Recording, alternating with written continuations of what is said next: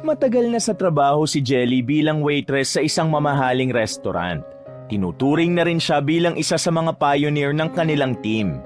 Pero kahit na 5 taon na ito roon, mula noon hanggang ngayon ay hindi pa rin nagbabago ang ugali nito. Sa ibang salita, ma-attitude ang dalaga. Nilalait nito ng palihim ang mga customer kapag hindi nito gusto ang itsura ng mukha. Madalas din siyang mantaboy ng mga pulubi kahit nadadaanan niya lang naman ito sa bangketa. Ang ganitong pag-uugali ng dalaga ang magpapabago ng kanyang buhay nang mangyari ang isang insidente sa kanyang pinagtatrabahuhan. Isang matandang lalaki ang pumasok sa loob at diretso itong lumapit sa kanya para humingi ng tulong. Pero sa halip na bigyan, pinagtabuyan niya ito at nilait-lait. Makalipas ang 1 buwan, dinapuan ng karma ang dalaga. Nagkasakit ang kanyang ama at namatay ito. At ang masakla pa, nagkandabaon-baon sila sa utang. Hindi niya na alam ang gagawin dahil malapit na siyang makulong sa dami ng kanyang utang. Pero tinulungan siya ng matandang tinaboy niya na hindi niya alam na yun pala ang nagmamay-ari ng restaurant. Ano nga kaya ang magiging reaksyon ng dalaga kapag nalaman niya na ang matandang madungis pala ay ang amo nilang lahat? Patawarin kaya siya ng matanda? O ipapamukha lang nito ang pagtanaw ng utang na loob? Ito uli si Mr. Hope at sabay-sabay nating tunghayan ang isa na namang kapanapanabik na kwento. Kay aga-aga pa lang ay mainit na agad ang ulo ng dalagang si Jelly. Paano ba naman kasi, pagdilat pa lang ng kanyang mata, problema na agad ang bumungad sa kanya. Humihingi na naman kasi sa kanya ang kapatid niyang si Maymay ng pambayad sa gagawin nitong project. Matagal pa ang sahod ng dalaga at ang natitirang pera na lamang niya sa pitaka ay ang budget para sa pamasahe. Sa lubong ang kilay na bumangon ng babae. Padabog itong pumunta sa maliit nilang sala at naupo sa sofa. Sabog-sabog pa ang buhok nito dahil sa magdamag na paghilata sa kama. Nakatayo sa harapan niya ang kapatid na si Maymay at parang hiyang-hiya na itong humarap sa kanya. Nakayuko na rin at hindi makatingin sa kanya ng diretsyo. Lintik naman kasi talagang buhay na to. Nung nakaraan nanghingi ka na sa akin ng pera sa project mo. Tapos ngayon hihingi ka na naman. Niloloko mo ba ako, Maymay? Malakas ang tinig ni Jelly kaya agad namang pumasok ang kanilang ama. Galing pa ito sa labas na katatapos lang asikasuhin ang mga alagang manok. Ano bang nangyayari dito at bakit sumisigaw ang ate mo, Maymay? Tanong ni Mang Fidel sa bunsong anak pero hindi ito makapagsalita. Ito kasing si Maymay, Papa. Kahihingi lang ng pera last week. Hihingi na naman ngayon. Akala siguro nito nagtatay ako ng pera eh. Tingin mo ba sa akin, bangko? Umayos ka nga. Maymay, para saan na naman ba yung hinihingi mo? Tanong ng kanilang ama. Papa, kailangan na kasi talaga namin mag-ambagan dun sa research na ginagawa namin eh. Nung nakaraan kasi humingi ako kay ate, kalahati lang yun ang dapat kong iambag. Ngayon nagkakasingilan na kami. Paliwanag naman ng dalaga. Kalahati pa lang yung 3,000? Seryoso ka ba? Ano bang klaseng research ang ginagawa nyo, ha? Research ba yan kung paano makakalipad ang tao? O baka kung paano gumawa ng time machine?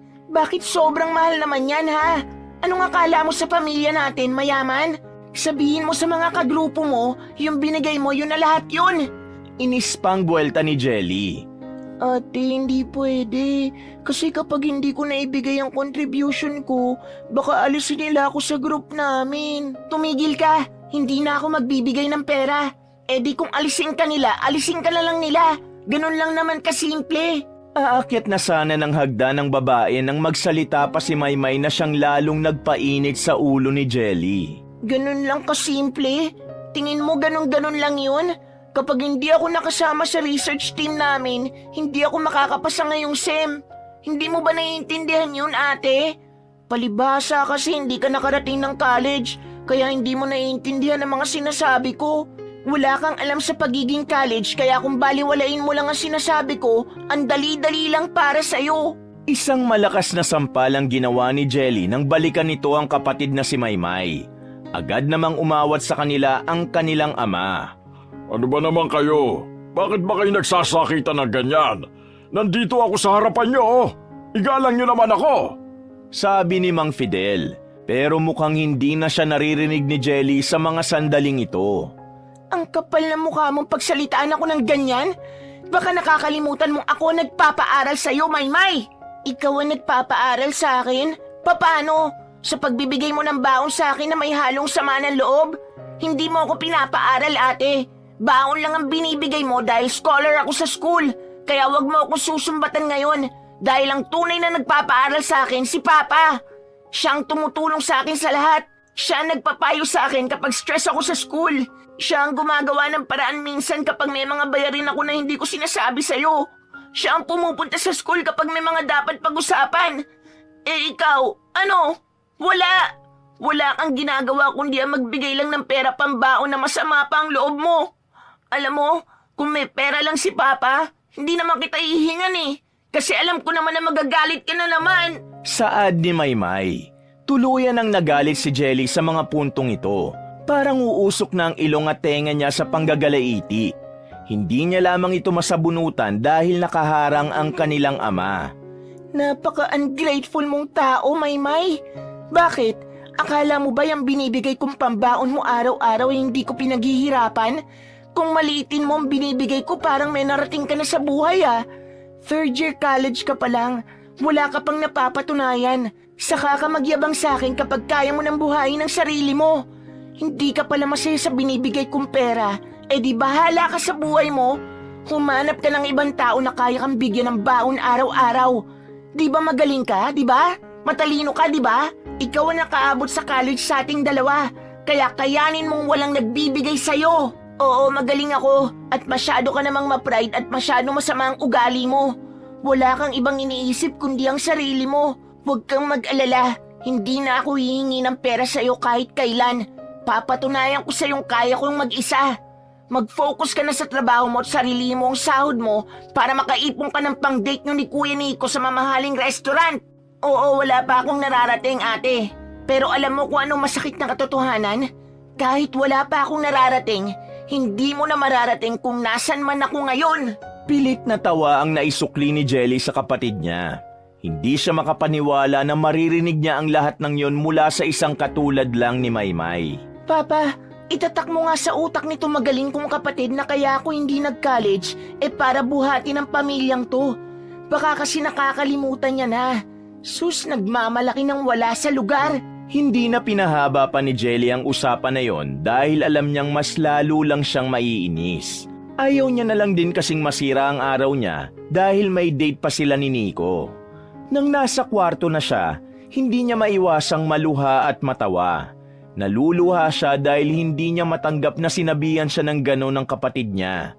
Natatawa siya dahil kahit na anong gawin niyang pagkayod, masamang tao pa rin ang tingin sa kanya ni Maymay. Wala pang isang oras na nakahiga si Jelly sa kama niya, ay pumasok sa silid niya si Mang Fidel. Umupo ito sa gilid at nagsimulang magsalita. Anak, pagpasensya mo na mga nasabi ni Maymay kanina. Intindihin mo na lang ha. Stress kasi yun sa pag-aaral eh. Pagod, ganun. Wika ni Mang Fidel. Intindihin? Tingin mo pa ako hindi pagod sa trabaho? Hindi ako stressed? Meron bang nakakaintindi sa akin sa pamamahay na to? Wala naman ah. Alam ko naman na pagod ka na, anak. Kaya nga ako laging humihingi ng paumanhin sa'yo kasi ikaw ang tumatayong haligi ng pamilyang ito. Pasensya na. Huwag kang mag-alala. Kapag umayos na ang lagay ng kalusugan ko, babalik na ako sa trabaho. Huwag na. Magpahinga ka na lang dito. Magpalakas ka na lang. Baka mamaya kapag bumalik pa yung sakit mo, problema pa yan. Panibagong gastos pa. Turuan mo na lang si Maymay ng tamang asal. Yun na lang ang maitutulong mo sa akin. Sana kasi hindi na lang kayo nag-anak ni Mama kung hindi naman pala kayo handa magpamilya. Mga anak niyo tuloy ang nahihirapan ngayon. Sabi ni Jelly. Hindi na nakapagsalita pa ang matandang si Mang Fidel. Napayuko na lang ito dahil aminado naman itong hindi planado ang kanilang pamilya. Gusto kong mapag-isa. Iwan mo muna ako. Palalamigin ko lang ang ulo ko dahil ayoko masira ang araw ko. Sige, kapag nagutom ka, lumabas ka na lang para kumain ha. Wala akong ganang kumain. Tumango na lamang ang kanyang ama at lumabas na rin ang silid. Makalipas ang ilang oras ay sumapit na rin ang kinahapunan. Dahil day off naman ng dalaga, naligo at nagbihis na rin siya para paghandaan ng date nila ni Nico. Ang long-time boyfriend niya mula noong second year high school sila. Mag-aalas 6 na nang lumabas na siya ng bahay. Bonggang-bongga ang suot niya. Nagmukha siyang anak mayaman. Bukod kasi sa maganda at makinis naman talaga si Jelly, magaling din siyang magdala ng damit. Kahit na anong suotin niya, nagagawa niyang palitawin ang ganda niya. Nagtitinginan na naman ang mga dakilang tambay na nadadaanan niya sa kanilang barangay. Hindi na lang niya pinapansin ang mga yon dahil alam niyang hanggang tingin lang naman ang mga yon. Nang makapara na ng sasakyan ay tinawagan niya na ang kanyang nobyo. Pero hindi yun sumasagot. Ring lang ng ring ang naririnig niya sa kabilang linya. Naiinis na naman siya dahil dito. Ayaw na ayaw kasi talaga niyang hindi sinasagot ni Nico ang tawag niya. Gusto niya, kahit ano pa ang ginagawa ng lalaki, masasagot agad nito ang tawag niya. Ganun kasuplada ang ugali niya. Kahit na alam naman niyang manager si Nico sa mismong pinapasukan din niya. Akala ko ba early ang out niya today? Anong oras na? Magsi-7 na eh. Nakakainis. Ma'am, saan po tayo? Tanong ng mamang driver. Hatid niyo ako sa BGC. Please lang kuya, dumaan ka sa walang traffic. Baka kung saan-saan na naman ako nito dalin. Diyos ko, mga modus itong taxi driver na to. Ma'am, hindi naman po ako ganong klaseng tao. Naniniguro lang po ako kuya. Halos lahat ng nasasakyan ko ganun ang ginagawa para lang humaba ang metro eh. Nakakapikon. Nanahimik na lamang ang driver. Ramdam ng lalaki na iritado na si Jelly kaya pinaandar na lamang nito ang sasakyan. Tahimik lang na naghihintay ang dalaga ng kahit na anong update mula kay Nico. Kanina pa siya nakatingin sa cellphone niya. Pero kahit isang text message lang ay wala siyang natanggap. Nagmamaktol na si Jelly sa loob ng sasakyan. Kung sino-sinong babae na rin na malapit kay Nico ang ini-stalk niya sa social media. Napaparanoid na naman kasi ito na baka nang bababae si Nico. Gwapo kasi at mabait ang kanyang nobyo. Kaya para sa kanya, mas lalapitan nito ng mga babae kapag hindi niya ito kasama. Manong, wala na bang ibibilis ang takbo natin? Iritado niyang tanong sa driver. Ma'am, mabigat ang traffic Kung gusto mo pong makarating ka agad, tumakbo ka na sa labas. Apurado ka, alam mong mabigat ang traffic ngayon. Ikaw ang nagsabi kanina na dito tayo dumaan kaya wag kang aangal dyan. Nabigla ang dalaga sa sinabi ng driver, kaya nanahimik na lang siya. Ramdam niyang naiinis na rin yun sa kanya. Makalipas lang naman ang isang oras, nakarating na rin siya sa BGC. Isang oras siyang late sa napag-usapan nila ni Nico. Pero pagdating niya sa restaurant, wala pa rin doon ang lalaki. Lalong umusok ang ilong ng dalaga.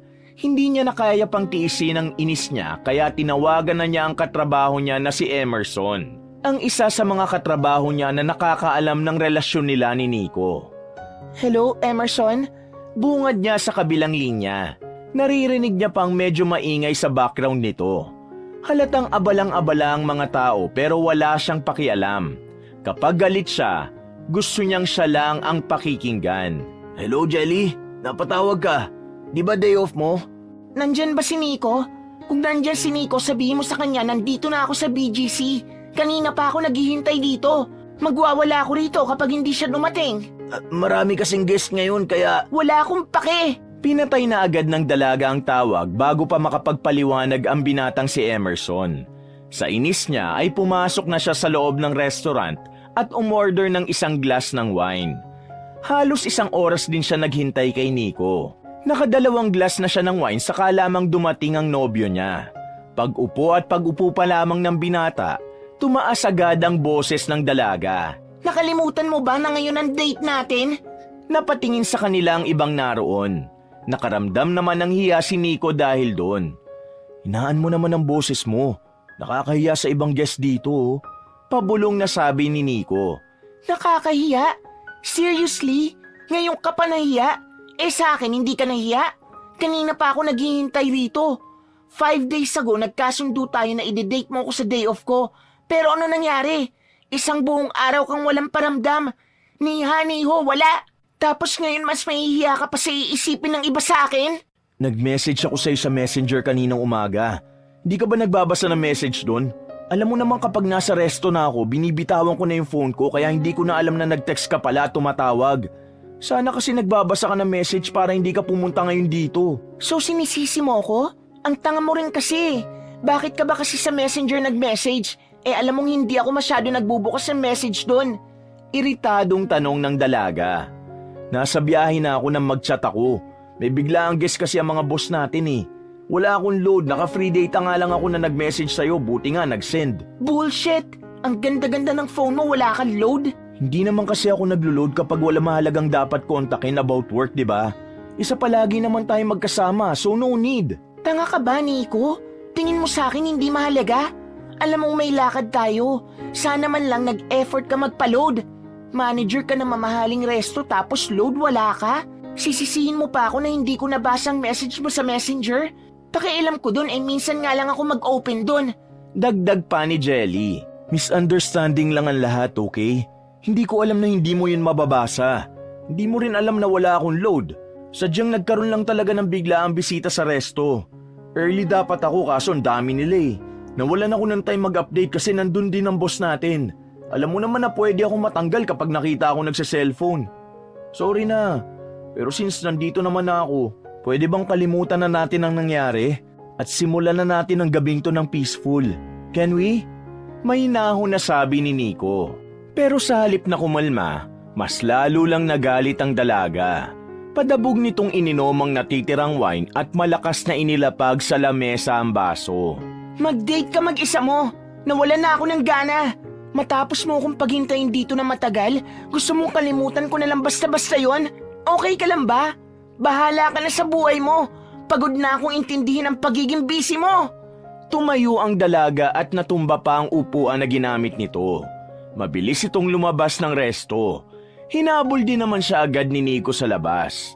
Ano bang problema mo? Inaamin ko na nga may mali ako, nagkakaganyan ka pa? Ang hirap mo i-please ah. Una pa lang alam mong ganito ka-busy ang line of work ko, Jelly. Ang tagal na natin magkarelasyon tapos ngayon ipaparamdam mo sa akin na hindi ayos sa iyong ganitong setup? Napapabayaan kita? Hindi naman ah. Ngayon lang ako pumalya. Kahit sobrang busy ko na paglalaanan kita ng oras. Kagaya ngayon, hindi pa tapos ang trabaho ko pero nandito ako sa harapan mo. Hindi mo man lang ba na-appreciate yon? Nakakapagod ka na rin intindihin minsan eh. Kailan ka ba gigising sa umaga na hindi lagi sarili mo ang iniisip mo? Grow up, Jelly! Hindi na tayo mga high schooler na dapat lagi nakadikit sa isa't isa. We're adults now. Just to remind you na we need to act professionally. Hindi habang buhay pwede kitang itolerate sa ganyan mong ugali. Kasi Jelly, gusto kong umangat. Kung ayaw mong sumabay, iiwan kita sa baba. Sa inis ng lalaki ay pumara na agad dito ng taxi at saka sumakay. Naiwang mag-isa si Jelly na halos sumabog na sa sobrang galit. Walang nagawa ang dalagang si Jelly sa mga sandaling yon. Galit na galit din siyang pumara ng masasakyan para makauwi na. Kahit ang driver na wala namang ginagawang masama sa kanya, pinagbuntunan niya ng galit. Ayusin mong pagmamaneho mo kung ayaw mong ipapulis kita ha? Sabi ni Jelly sa lalaki na parang halos kaedad niya lang din. Wow, galit na galit. Kalma ka lang, ma'am. Huwag ka nang magsalita. Mag-drive ka na lang. Natatawa na lamang ang lalaking driver sa kanya. At makalipas nga lang ang halos isang oras, nakarating na rin siya sa kanilang barangay. Hindi niya nakinuha ang sukli at diretso na siyang lumabas ng taxi. Thank you, ma'am. Sana lagi kang galit. Sigaw pa ng driver sa kanya. Pero wala nang pakialam si Jelly. Ang gusto na lamang niya ay makauwi sa bahay nila at nang makapagpahinga na. Sa bungad ng bahay nila, nakita niya agad doon si Mang Fidel. Nagliligpit na ito ng mga gamit nito sa pag-aayos ng bisikleta. Pagpasok naman niya sa sala, inabutan niya si Maymay na abalang gumagawa ng assignment nito. Hindi niya yun pinansin at diretso lamang siyang pumasok sa loob. Paghiga niya, agad niyang binura sa lahat ng kanyang social media account ang kanyang nobyo. Kulang na lang ay mabutas ang cellphone niya sa kakadut-dut ng screen. Pagod ka na? Di bang pagod ka? Napakadali mo lang naman palitan eh. Sige lang, mapagod ka na. Kasi ako pagod na rin ako sa kakaintindi sa pagiging busy mo. Inis na sabi ni Jelly habang hawak-hawak nito ang frame ng binata. Binato niya yun sa sahig at saka tinapakan ng ilang ulit. Bahala ka na sa buhay mong siraulo ka! Makalipas pa ang ilang araw, kapansin-pansin na hindi siya pinapansin ng lalaking si Nico. Nakatuon lang ang atensyon ng binata sa trabaho. At kapag break time naman ito ay hindi pa rin siya nilalapitan. Dahil likas ang pagiging ma-pride sa katauhan ni Jelly, hindi niya naisip na siya ang unang mag-approach sa lalaki. "Barks, warla ba kayo ni Papa Nix?" Tanong ng Becky na si Brandy, pinakamalapit na kaibigan ni Jelly sa trabaho. Naka-break lang sila noong mga sandaling yon habang nakatambay sa katabing coffee shop. Iritado ang dalaga kapag naririnig ang pangalan ng kanyang nobyo. Siyang may problema, edi siyang lumapit. Ano ko, luluhod sa harapan niya? Nagmamatigas na wika ng dalaga. "Hello, ilang beses ka na kayang lumuhod kay Papa Nix?" Natatawa pang sabi ni Brandy. Pwede ba? Kung wala ka may tutulong, huwag ka na nga magsalita. Mas lalo lang ako naiinis eh. "To naman, imbierno agad? Want mo ba talaga ang help ko, ateng? Kasi kung yes, ang may papayo ko lang, approach mo na si Popsi." Baliw ka ba, Brandy? Ako bang may kasalanan? Bakit ako mag-a-approach? Buwelta ni Jelly. "Walay naman may kasalanan. Misunderstanding lang kasi ang peg ninyo. Ikaw nang mag-approach kasi busy ang kuya mo, di ba? Sige ka, kapag inayaan mong ganyan kayo, baka sooner or later, may iba nang umaaligid sa Papa Nix natin." Sa sinabing yun ni Brandy, kung ano-ano na ang pumasok sa utak ng babae. Bigla itong naparanoid. Tingin mo kaya akong ipagpalit ni Nico? Tanong niya. Napangalumbaba pa si Brandy at sandaling nag-isip. "Sa attitude mong yan? Yes, atisyona ka eh." Sabi nito na hindi man lang nagdalawang isip. Kahit kailan talaga napakawalang kwenta mo kausap. "Hello, anong gusto mo? Sabihin kong santa ka, Bax? I'm just telling the truth. Hindi ka mabait. So lucky mo lang kasi si Papa Nix mabait na tao. Ewan ko ba sa'yo, Bax, kung bakit ka ganyan? Sa kakaganyan mo, sige ka, mawawalay lahat ng people na presyo sa life mo." Huwag mo muna nga akong kausapin. Isa ka pa eh. Nakakainis ka. Tumayo na ng upuan ng dalaga at lumabas na rin ng coffee shop. Pagbalik niya ng room ng mga employee, nakita niya roon ang ibang babaeng katrabaho niya. Nakatingin sa kanya at parang nagbubulungan pa ang mga ito. Nilapitan niya ang mga yon. Tinarayan niya agad para sindakin. Ako bang pinag-uusapan yung dalawa? Nikki? Evelyn? Tanong niya sa dalagang babae. Uy, hindi naman. Ibang pinag-uusapan namin, hindi ikaw. Sagot naman ng dalagang si Nikki. Siguraduhin niyo lang ha, kapag may nakarating sa akin na pinag-uusapan niyo ko, kayang-kaya ko kayong ipatanggal dito. Magsusumbong lang ako kay Sir Nico. Alam niyo naman di ba na ayaw nun ng chismis dito? Naiintindihan niyo ba ako? Parang mga batang patangu-tangu ang dalawang dalaga. Natigil lang yun nang dumating na rin si Emerson. "Nag-aaway na naman ba kayo? Kesa dumadaldal kayo dyan, ihandaan nyo na lang ang sarili nyo. May paparating tayong 2 pamilyang guest. Magiging abala tayo ngayon kasi..." Emerson, hindi mo na kami kailangan i-remind. Nabasa na namin sa group chat kanina. "Team leader ako, Jelly. Normal lang na i-remind ko kayo. Kung ikaw wala kang ginagawa, lumabas ka ron at ayusin mo yung mga upuan. Hindi kita inuutusan. Gusto ko na ipaalala sa'yo na part yun ng trabaho natin." Paliwanag ng lalaking si Emerson. Lihim na nakaramdam ng inis si Jelly. Pikon na pikon talaga siya kapag nakikita niya ang mukha ng binatang yon. Mula kasi nang ma-appoint ito bilang TL nila, parang lagi na siya nitong inuutusan. Dumagdag pa sa galit niya na hindi siya ang ginawang TL ng kanyang nobyo. Samantalang ang tagal-tagal naman na niya sa trabaho na yon. "Kilos na! Waitress ka rito, hindi ka manager!" Dagdag pa ng lalaking si Emerson. Naging TL ka lang, parang yumabang ka na. Nakangising sabi ng dalaga. Kahit na masama ang loob, kumilos na rin si Jelly. Kasama niya ang 2 dalaga na si Nikki at Evelyn, na kapag nakikita niyang nakatingin sa kanya ay naiirita siya. Kayong dalawa, bilisan nyo nga. Naiirita ako sa mukha ninyo. Napayuko na lamang ang mga yon at hindi na siya pinatulan pa. Makalipas ang ilang oras, dumating na nga ang guest nila. Mas lalo silang naging abala sa pag-aasikaso sa mga yon. Nawala na naman ang pagkakataon si Jelly na lapitan ng kanyang nobyo. Aminado na kasi siya na ang dapat unang kumausap. Kaya nga lang, bigla namang dumami ang dapat nilang gawin. Napagtanto ni Jelly na totoo ang sinasabi ni Brandy. Na kung hahayaan niyang unti-unting malusaw ang relasyon nila ni Nico, malaki ang chance na may iba ng babae ang umaligid kay Nico. Wisi talaga. Kung kailan gusto ko na makipag-usap, saka pa dumami tong mga lintik na guest na to. Mahina niyang sabi habang katabi niya si Brandy. Nasa gilid lamang sila at naghihintay ng tatawag sa kanila. Uy, si Ateng, nag-decide na makipag-peace talk. Good decision yan, Box. Sabi ni Brandy at tinapik pa nito ng mahina si Jelly sa balikat. Gabi na nang mag-uwian ang mga guest. Dahil sa dami ng mga yon, marami-rami din silang liligpitin. O sige na, puntahan mo na sa labas si Papa Nix. Kami nang bahala rito. Sabi ni Brandy sa dalaga. Sinamantala naman ito ang pagkakataon. Dali-dali itong naglakad patungo sa labas ng restaurant. Pero hindi naman niya nakita ang binata roon.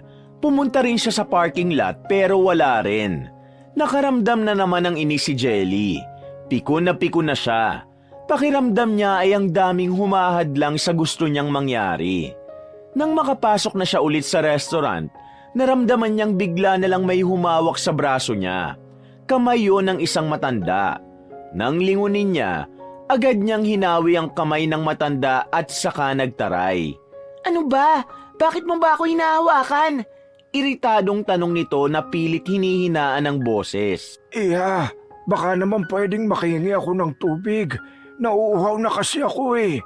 Kanina pa ako naglalakad sa labas. Wika ng matandang lalaki.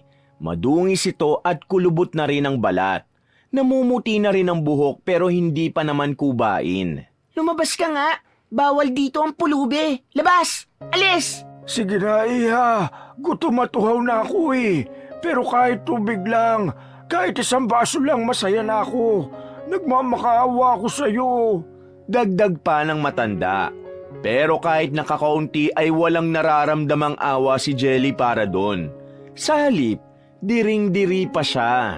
Hindi ito water station. Isa pa, ang mga tubig dito para lang sa mga guest. Hindi para sa mga pulubing katulad mo. Umalis ka na bago pa makabalik ang guard namin. Nag-CR lang yon. Baka ipakaladkad pa kita. Pananakot pa ni Jelly. Sige na iha, parang awa mo na. Tubig lang naman ang gusto ko eh. Wala nang iba pa. Tubig lang, pagbigyan mo na ako. Ang kulit mo naman. Hindi nga kami nagbibigay ng tubig sa mga pulubi rito. Bakit ba ang tigas ng bungo mo at hindi ka makaintindi? Medyo napapalakas na ang boses ni Jelly. Buti na lamang ay wala ng mga guest sa mga sandaling yun. Lumapit na sa kanila ang TL na si Emerson. Nagtataka na kasi ito dahil rinig na ang iritadong boses ni Jelly kahit sa staff room. Ano nangyayari dito, Jelly? Tanong ni Emerson. Ito kasing matandang to, kung makahawak sa akin akala mo close kaming dalawa, eh ang dumi-dumi naman. Sagot ng dalaga. Manong, ano po ba ang kailangan nyo? Bawal po kasi talaga rito pumasok nang hindi po nagpapaalam eh. Sabi ng TL. Kailangan ko lang naman po ng mainom. Hindi ko alam kung bakit galit na galit sa akin si ma'am. Sabi ng matanda. Tubig lang naman pala ang kailangan, Jelly. Bakit hindi mo nalang bigyan? Eh bakit hindi ikaw ang magbigay? Tutal mukhang ikaw naman ang mabait. Pabalang nitong sagot. Napaka-unprofessional mo talaga. Pasalamat ka si Sir Nico, manager dito. Kung hindi, baka naalis ka na. Manong, sumunod po kayo. Bibigyan ko po kayo ng makakain at tubig. Naku po, maraming salamat naman. Buti na lang may mabuting tao rito sa restaurant nyo. Akala ko mga masasama lang ang ugali ang meron. Pahabol pa ng matanda at sandali pa itong tumingin kay Jelly. Umirap naman ang dalaga dahil doon. Buong akala ni Jelly ay matatapos na ang eksenang yon. Pero habang nakabreak ang lahat, pinatawag ni Nico ang dalagang si Jelly. Kasama nila sa kwarto ang TL na si Emerson. Si Jelly naman ay tahimik lang. Pangiti-ngiti pa ito dahil akala niya may magandang sasabihin sa kanya si Nico. Pero nagkamali siya. Jelly, nakarating sa akin na nangyari kanina. Hindi tamang ginanon mo yung matanda. Kahit pasabihin mong pulubi lang yun. Lagi kong sinasabi sa inyo, may nakikita kayong nahihirapan, tulungan nyo. Hindi lang naman yun para lang dito sa loob ng trabaho natin eh. Maging sa labas na rin. Hindi naman mahirap yun eh. Kung tutusin, napaka-basic na ugali lang naman yun. Saad ng lalaki. Sir Nico, ang kinababahala ko lang, baka tumatandang to dumaldal sa labas. Kahit sabihin natin pulubi lang siya, baka paniwalaan siya ng ibang makakarinig sa kanya. Masisira ang imahe ng restaurant na to. Gatong pa ni Emerson. Agad naman itong nakatanggap ng masamang tingin mula sa dalaga. That's exactly my point. Image natin ang nakataya sa oras na may gagawin tayong bagay na napaka-unprofessional. Jelly, palalagpasin ko tong pangyayaring to Pero kapag inulit mo to, sinasabi ko sa'yo, isususpindi kita. The worst, pwede pa kitang tanggalin. Naiintindihan mo ba ako? Bakit ka ba ganyan sa akin? Kung makapagsalita ka parang hindi mo ako girlfriend Ano bang problema mo? Galit na tanong ni Jelly. Girlfriend kita sa labas. Pero kapag nasa trabaho tayo, magkatrabaho lang tayo. We need to act as a professional. Labas ang personal na issue nating dalawa sa trabaho. Kaya kung iniisip mong ito-tolerate pa kita sa mga maling ginagawa mo, nagkakamali ka. Ayokong masira din ang pangalan ko dahil lang may isang empleyado na may hindi magandang pinapakita. Saad pa rin ni Nico. Ibang-iba ka na. Bakit? Nasulsulan ka ba nitong si Emerson Baka nakakalimutan mo. May kasalanan ka pa sa akin noong nakaraan. Pinaghintay mo ko ng halos 1 oras. Jelly, stop.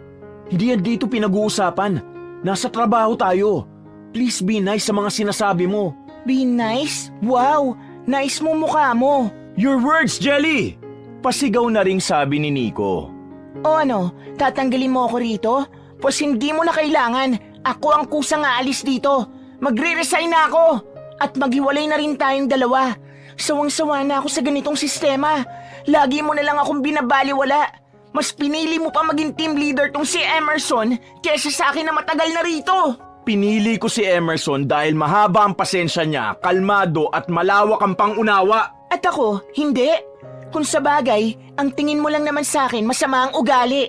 Pero kahit na kailan, hindi mo naman ako tinatanong kung bakit ako nagkakaganito. Maghiwalay na tayo, ayoko na. Magre-resign na ako rito sa trabaho at sa buhay mo. Padabog na kinuha ni Jelly ang kanyang bag. Binagsak pa nito ang pinto. Wala na itong pakialam kahit na mapatingin pa sa kanya ang ibang katrabaho. Hindi sumakay ng taxi ang dalaga. Mas pinili niya pang maglakad na lamang. Nakakuyom ang kanyang kamao. Hindi niya inakala na magagawa sa kanya yun ng nobyo niyang si Nico. Halos maputol na ang ugat niya sa leeg sa kakasigaw sa tulay ng ilog. Buwisit ka, Nico! Buwisit ka, Emerson! At buwisit ka, matanda ka! Lahat kayo, buwisit kayo! Napaupo na lamang siya sa gutter. Mga nasa 20 minuto siyang nakayuko ron. Nag-angat lamang siya ng tingin nang marinig niya ang boses ng Becky na si Brandy. Bakso, panyo, punasan mo ang luha mo. Inabot ni Brandy ang isang panyo at tinanggap din naman ito ng dalaga. Bakit ka nandito? Tanong ni Jelly. Diyos ko naman ang babaitang to. Malamang sasamahan ka. Baks naman, lutang. Sagot ni Brandy. Di ba sabi mo hindi mo ako kukonsintihin? Umalis ka na. Hindi ko kaya magbago. Sinabi ko yun, pero walay naman ako sinabi na iiwan kita na alone, no? We're friends, right? Umupo rin si Brandy sa tabi niya. Para silang mga tambay sa kanto. Maraming salamat. Alam mo, sa lahat ng tao sa trabaho natin, ikaw yung mas nakakakilala sa akin. Maraming detalye sa buhay ko ang kabisado mo. Mas kilala mo pa ako kesa kay Nico. Feeling ko nga, ikaw yung boyfriend ko Natatawang sabi ni Jelly. Yak! Kadiri kang babae ka, kilabutan ka nga. Sandali pang tinapik siya ni Brandy sa balikat. Siguro nga kasalanan ng maging ganitong ugali ko. Masama, maldita, walang modo. Pero wala silang alam kung bakit ako nagkaganito. Kung ano yung mga pinagdaanan ko kaya nag-iba ang pananaw ko sa buhay. Sisihin mo na naman ba ang parents mo, Ateng? Tanong ni Brandy. Sila naman kasi talaga ang may kasalanan kung bakit ako nagkakaganito. Alam mo, kung nagtinulang si Papa nung bata kami, Hindi sana ako magkakaganito. Hindi sana ako nagtrabaho kahit elementary pa lang ako. Isipin mo, grade 6 pa lang ako naglalabanan na ako para may makain kami. Kasi nung panahon na yon, lasenggo si Papa at sugarol. Si Mama naman, malandi, may ibang lalaki. Nasanay na lang ako na kailangan ko maging matatag para may kainin kami magkapatid.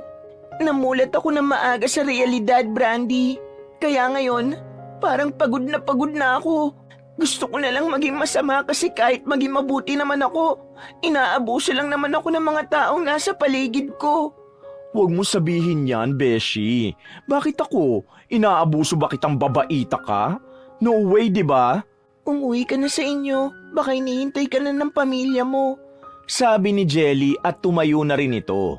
Eh ikaw, saan ka nagugora niyan? Tanong ng Becky. Uuwi na lang din siguro ako. Bye. Sagot ng dalaga at pumara na rin ito ng taxi. Wala nang nagawa ang Becky na si Brandy kundi hayaan na lamang si Jelly. Tahimik lang na nasa biyahe ang dalaga. Hindi pa rin nawawala ang inis niya sa matandang gusgusin. Kung hindi kasi dumating ang matanda kanina, hindi sana siya aalis sa trabahong yun. Napapikit na lamang siya. Pinipilit na lang niyang maging kalmado. Gusto niyang maging mapayapa naman ang gabi kahit na ngayon lang. Pagka-uwi niya sa bahay nila, inabutan niya si Maymay sa sala. Abala na naman ang kanyang kapatid sa ginagawa nito. Lalagpasan na lang sana niya si Maymay pero bigla itong nagsalita. Aalis na ako rito bukas ng umaga. Magbo-boarding house ako. Hindi na ako titira dito. Huwag kang mag-alala. Hindi naman ako hihingi ng pera sa'yo. Nakakuha na ako ng trabaho. Isasabay ko sa pag-aaral ko. Ikaw nang bahala rito kay Papa. Sabi ni Maymay na hindi man lang tumitingin sa kanya. Aalis ka rito para umiwas sa mga responsibilidad dito sa bahay? Tanong niya. Sa puntong ito ay tumigil na si Maymay sa ginagawa niya. Walang emosyon ang mukha nitong tumingin kay Jelly. Hindi ako iiwas, ate. Dahil uuwi pa rin naman ako rito tuwing weekend. Gusto ko lang maranasan yung naranasan mo. Yung binubuhay yung sarili at walang inaasahan na iba. Para naman malaman ko kung magiging katulad mo rin ba ako na masama ang ugali o hindi. Maymay, kahit nang kailan hindi tayo magiging pareho. Hindi mo mapapantayan ang paghihirap na ginawa ko para sa pamilyang to. Sa halip na ganyan ang iniisip mo, sana isipin mo kung paano ko kinakayang lahat noon hanggang ngayon. Hindi mo ako maiintindihan ngayon dahil lumaki kang nabibigay ang mga kailangan mo. Saka ka na magsalita sa akin kapag naramdaman mo na mag-isa ka lang sa buhay at walang gustong tumulong sa'yo. Sabi ni Jelly. Kalmado lang ang boses nito. Ni hindi man lang nagtaas ng boses kahit isang beses. Bagay na ipinagtataka naman ng dalagang si Maymay. Ilang araw ang nakalipas, dakong 7:00 ng umaga, habang nagkakape ang dalagang si Jelly sa sala at nag-iimpake naman si Maymay, nakarinig sila ng malakas na kalabog na nagmumula sa kwarto ng kanilang ama. Nagulat silang pareho, kaya hindi na nakatiis si Jelly. Pinuntahan niya si Mang Fidel. Pagbukas niya ng pintuan, tumambad ang matandang lalaki na nakahiga na sa sahig. Wala na itong malay. Maymay! Si Papa! Tulungan mo kami! Maymay! Paulit-ulit na sigaw ang ginawa ni Jelly. Natataranta siya habang nakatayo sa harapan ni Mang Fidel. Parang hindi siya makagalaw. Pagdating ni Maymay, napatakip din ito ng bibig sa sobrang gulat. Anong nangyari kay Papa? Tanong ni Maymay. Hindi ko alam. Ganyan na siya nang dumating ako. Sagot naman ni Jelly. Lumabas ka. Tawagin mo nga si Mang Amario. Humingi ka ng tulong. Dali! Dagdag pa ng dalaga. Hindi na nagsayang ng oras si Maymay at nagmamadali na nitong tinawag ang kapitbahay nila. Agad din namang dumating ang mag-asawang Amario at Armania. Tinulungan sila nitong buhati ng kanilang ama papasok ng tricycle. Naitakbo naman nila agad si Mang Fidel. At nang malaman nila kung ano ang nangyari sa ama nila, dito na tila gumuho ang mundo ni Jelly.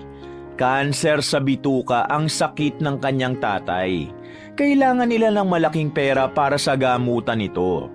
Ayon pa sa doktor, kung hindi ito maaagapan, mamamatay si Mang Fidel. Nakakainis naman talagang buhay ito. Wala na ngang kapera-pera, nagkasakit na naman si Papa. Diyos ko naman, akala ko TB lang ang sakit nito ni Papa. Pati bituka na rin. Napapahilamos na lang sa mukha ang dalaga. Stress na stress siya sa pag-iisip kung papaanong makakahanap ng pera para sa papa niya. Lalo na ngayon na wala na rin siyang trabaho dahil kakaresign niya lang. Ate, hahanap ako ng mauutangan. May mga kaklase naman ako mayayaman eh. Gagawan ko ng paraan. Sabi ni Maymay pero kinontra agad ito ni Jelly. Huwag ka nga magbida-bida. O sige, umutang ka. Paano mo babayaran ang utang mo na yon? Nag-aaral ka pa lang. Ano? Natigilan si Maymay sa narinig niya. Kahit nainis pa rin ito sa ate niya, alam niyang may punto naman ang sinasabi nito. Aakuin mo na naman tapos isusumbat mo na naman sa amin. Buwelta ni Maymay. Kumalma nga muna kayong dalawa. Hindi ito ang tamang panahon para magtalo kayo. Magkapatid kayo. At sa mga ganitong kalagayan, dapat lang na kayong dalawa ang magkakampi. Magkampihan kayo sa pag-iisip ng paraan. Hindi ang ganyang nagtataasan kayo ng boses. Wika ni Aling Armanya. Tama si Armanya. Pagkasundo kayo kahit na ngayon lang. Kailangan kayong dalawa ng papa nyo. Magtiwala din tayo sa Panginoon. Alam kong hindi niya pababayaan si Paring Fidel. Sabat naman ng matandang si Amario. Dahil sa dalawang matanda ay nanahimik na ang dalawa. Nasa hallway lamang sila ng ospital habang naghihintay ng panibagong update mula sa doktor. Habang naghihintay, kinuha niya ang kanyang cellphone sa bulsa. Naisipan niyang tawagan si Nico para sana humingi ng tulong.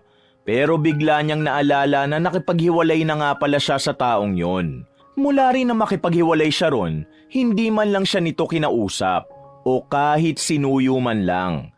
Pakiramdam ni Jelly ay ayos lang din sa lalaking yon na maghiwalay na lang din sila. Kaya ang tinawagan na lamang niya nun ay si Brandy. Nakipagkita siya sa Becky sa labas ng ospital. Box, kumusta si pudra mo? Oks na ba si Father Earth? Nag-aalalang tanong ni Brandy. May cancer sa bituka si Papa. Kailangan ko na malaking pera para sa gamutan niya, Brandy. May kilala ka bang pwedeng magpautang sa akin? Tanong niya. Noong gabing yun, agad na sinamahan siya ni Brandy sa mga kakilala nito. Nakautang siya ng malaking pera sa kung sino-sino. Lahat ng yon ay dahil sa kaibigan niyang si Brandy. At makalipas lang ang halos isang buwan, nagkanda utang-utang na nga si Jelly para lang maipagamot ang kanyang ama. Hindi na niya mabilang sa daliri kung ilang tao na ba ang hiniraman niya ng pera. Kahit si Brandy, nahihiya na rin. Wala pa kasing nababayaran si Jelly kahit isa sa mga nautangan niya. Hindi rin naman kasi sasapat ang sahod niya sa bago niyang trabaho bilang isang crew sa isang coffee shop. Nakadagdag pa sa stress ng dalaga na kahit nalubog na siya sa utang, wala pa ring magandang progreso sa kanyang ama. Ang sabi ng mga doktor, malala na raw kasi ang cancer ni Mang Fidel nang malaman ang sakit nito. Box, what to do na ba? Ako na kinukulit ng mga inutangan mo. When ka ba babayad, Box? Nag-aalalang tanong ni Brandy nang lihim silang magkita sa isang fast food chain. Sa mga nakalipas na araw kasi, nagtatago na rin si Jelly. Yung iba kasi niyang inutangan ay galit na rin sa kanya. Huwag mo nga akong i-pressure. Alam mo naman kakasimula ko pa lang sa bago kong trabaho. Sabihin mo sa mga kakilala mo magbabayad naman ako. Pero hindi pa ngayon. Uunahin ko muna yung mga galit na hindi makapaghintay. Pabulong na sagot ni Jelly. Box, mag-iisang buwan na yun eh. Ang usapan niyo within 2 weeks. Anong gagawin ko? Ipaliwanag mo na nga lang muna sa kanila yung sitwasyon. Kulit mo naman eh. Hindi makaintindi. Gusto ko lang namang mag-help pero bakit ganito na? So complicated. Di wag mo na akong tulungan. Nadadamay ka pala eh. Sabi ni Jelly. Sa puntong ito ay nagalit na si Brandy sa kanya. Hindi naman sa ayaw kitang i-help, gaga ka. Ang akin lang, tumupad tayo sa promise. Ikaw kasi tinanong kita. Sabi mo makakabayad ka ng 2 weeks kaya yun ang pinanghawakan nilang bakla ka. Kasama mo ko, hindi naman kita iiwan no. Gusto ko lang ba samahan mo kung magpaliwanag sa kanila. Sorry Brandy, pati ikaw nadadamay pa. Huwag kang mag-alala. Mag-iisip ako ng paraan ngayong gabi kung paano ako makakakuha ng malaking pera. Baka naman gumawa ka ng illegal sinasabi ko sa yung babae ka. Ngumiti na lamang si Jelly sa kaibigan niya. Dahil sa totoo lang, yun na talaga ang tumatakbo sa isip niya. Umalis na rin si Brandy matapos nilang makapag-usap. Samantalang si Jelly naman, tumambay na naman siya sa overpass. Ito na ang nagsisilbing ikalawang tahanan niya sa tuwing magulo ang utak niya. Kung mahina lang talaga si Jelly, baka matagal na siyang tumalon sa overpass na yon. Pero hindi. Lumaki siyang matatag kaya kahit lubog na siya sa utang, nagagawa pa rin niyang gumising sa umaga. Palihim siyang bumalik sa bahay nila. Naabutan niya si Maymay na nagkakalkal ng mga requirements. Nang mabasa ni Jelly na tungkol yun sa pag-a-apply ng trabaho, ay agad niyang kinausap ang dalaga. Para saan ang mga yan? Tanong niya. Mag-a-apply ako ng trabaho. Gusto kong kumita ng pera para kay Papa, ate. Ayoko kasi siyang mawala habang ako wala man lang ginagawa para sa kanya. Sabi ni Maymay habang naiiyak na rin. Diba sabi ko sa iyong mag-focus ka na lang sa pag-aaral mo? Bumaba na mga grades mo na nakaraan dahil sa mga part-time job mo eh. Titigil na ako sa pag-aaral, ate. Sandaling natameme si Jelly nang sabihin yun ni Maymay. Ayoko nang mag-aral. Gusto ko na lang magtrabaho para may maitulong ako. Sawang-sawa na ako maramdaman na pinamumukha sa akin na wala akong kwenta. Hindi kita inuobliga magtrabaho. Ang gusto ko, tapusin mo yung pag-aaral mo. Ayoko na nga. Isusumbat mo lang sa akin yan lahat ng ginagawa mo pagdating ng araw eh. Tapos ako na naman ang lalabas na walang silbi. Hindi na naituloy pa ni Maymay ang kanyang sasabihin nang makatanggap ito ng malakas na sampal mula kay Jelly. Ganyan na ba talaga kasama ang tingin mo sa akin? Tingin mo nagkanda utang-utang ako para lang may maisumbat ako sa'yo? Ginawa kong lahat ng yun para maisalba si Papa at para maisalba ang pag-aaral mo. Ngayon kung magsalita ka parang ako na ang pinakamasamang tao sa mundo Wala na akong pakialam sa mga sasabihin mo. Pero may pakialam ako sa kinabukasan mo dahil mas lalo akong mababaliw kapag pati ikaw natalo sa buhay. Ituloy mo ang pag-aaral mo. Yun na lang ang meron tayo. Ako na ang bahala kay Papa. Hindi. Gagawa rin ako ng paraan para may maitulong ako kay Papa. Hindi ako papayag na ikaw na naman ang magmumukhang bumuhat ng pamilyang to. Pagmamatigas pa ni Maymay. Hindi na ito tungkol sa kung sino ang gumagawa at kung sino ang hindi. Naiintindihan mo ba ako, Maymay? Tungkol na ito sa kung sino pa ang may tsansang umangat. Ikaw yun, Maymay, ikaw! Kami ni Papa, ako wala na akong pag-asa. Habang buhay na akong ganito. Si Papa, wala na rin. Anong wala na? Anong sinasabi mo dyan? Nakausap ko ang doktor kahapon. Kailangan na nating magdesisyon. Oxygen na lang ang bumubuhay sa kanya. Kung habang buhay siyang nakaratay doon, habang buhay tayong mababaon sa utang. Paliwanag ni Jelly. At anong gusto mo? Isuko na natin si Papa? Hayaan na lang natin siyang mamatay? Maymay, wala nang pag-asa si Papa. Masakit mang marinig pero magiging pabigat na lang siya sa atin. Maymay, may buhay din tayo. Kailangan nating makausad. Lalong-lalo ka na. Ang sama ng ugali mo kahit na kailan. Paano mo naiisip na magiging pabigat lang si Papa? Nasaan ang puso mo? Para isipin na hayaan na lang siyang mamatay. Napakasama mong tao. Hindi na napigilan pa ni Jelly ang mapahagulgol nang marinig ang sinabing yon ng kanyang kapatid. Lumabas ng bahay si Maymay at naiwan siyang mag-isa. Halos manikip ang dibdib niya sa sakit ng mga salitang narinig niya. Humarap sa salamin si Jelly. Sobrang layo na niya sa dati. Hindi na siya ang magandang Jelly na nakilala ng lahat. Wala pa siyang 30 pero mukha na siyang nasa 40. Nangingitim ang ilalim ng mata niya at malaki ang ipinayat ng mukha. Natawa na lamang siya habang umiiyak. Habang hinihiling na sana, masiraan na talaga siya ng bait. Kung minsan iniisip na lang niya na baka karma na ang nangyayari sa kanya. Sa lahat kasi ng mga nagawa niya ng hindi maganda, mula high school hanggang sa kasalukuyan, pakiramdam niya ay sinisingil na siya ng Diyos. Ganyan ka naman eh. Parurusahan mo ko kahit nang totoo. Nagkaganito lang naman ako dahil sa kapalaran na binigay mo sa akin sa murang edad ko pa lang. sabi niya habang nakaharap siya sa altar. Sa kakaiyak niya, hindi na niya namalayang nakatulog na pala siya. Umaga na nang magising siya.